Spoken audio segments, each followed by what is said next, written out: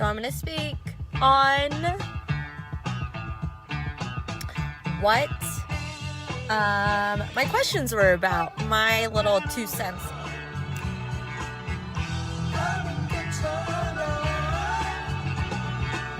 I think you should just enjoy a good song, right? It's about love. It's about boundaries. It's about asking for a number. Like, I hope you enjoy the natural hair too. It's like, it's the main. Like, it's feeling good, but I think I might put it up just to get serious in a little bit. Okay, so first thing, no, there's no guy. And this came about because I had a good conversation with this guy who's really attractive, but I didn't get his number at the end, and I got asked, like, did you get his number? And it just made me think, like, was I supposed to get his number? And I've had conversations about this here and there with other single friends of mine. I'm like, so how do you go about these things? Like, and it's not in my DNA to get someone's number.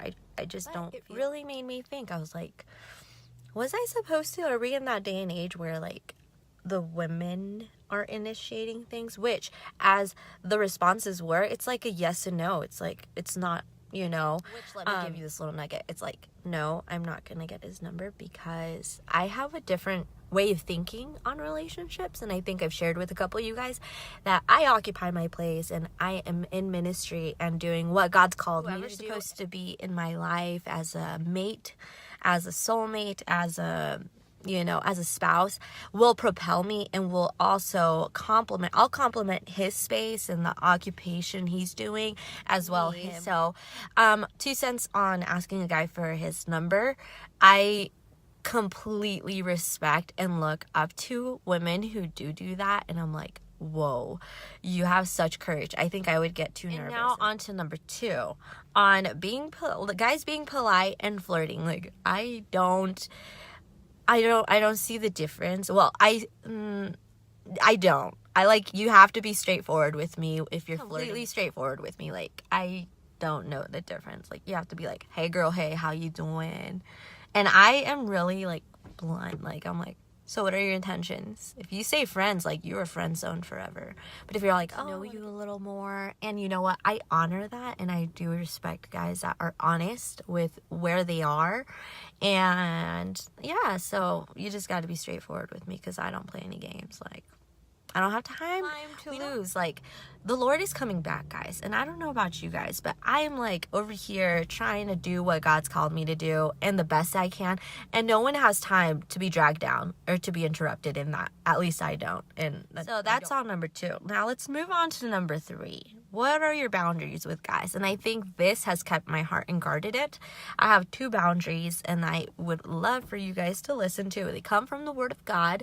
And the first one is Timothy 5:1 and 2. It says, never speak harshly to an older man, but appeal to him respectfully as you would to your own father. Talk to younger men as you would to your own brothers. And for the guys, treat older women as you would your mother, and treat younger women with all purity as you would your own sisters.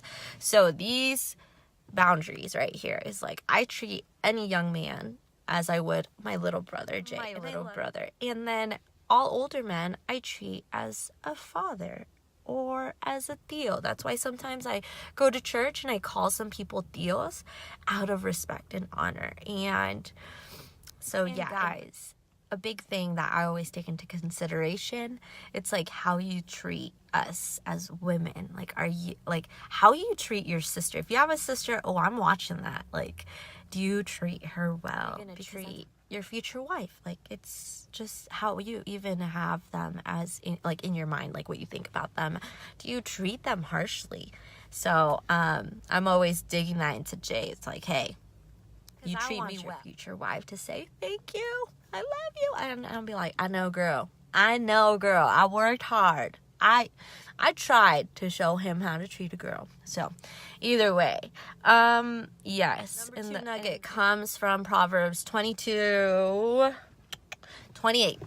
And it says, do not move the ancient boundary stone which your fathers have set. What does that say? That means don't take the advice come before you. Pay attention to your parents, to their advice. If you don't know what they want or in your future, ask them. It's like, hey, what do you want me to look for in a future spouse? I've asked my parents that. And it's really cool to know, like, what they expect of you and what they want for you. It's like, okay, so I'm not gonna mess with this, I'm not gonna do that. I've even asked my sister, and she gives some really good advice. I love my sister. But let me just tell you, don't move those example. My sister told me one thing to not do in a relationship, and guess what this dodo head did? I went and did it, and guess what happened? I was hurt. It hurt. It was a process I didn't need to go through, but I did it, and it still, did what he does best. And let me remind you, for all those that are single, God is a God of detail. Like, the kind of God that I know, he knows what I need and what is best for me. It takes forever for this future spouse to come, or even a candidate to come by.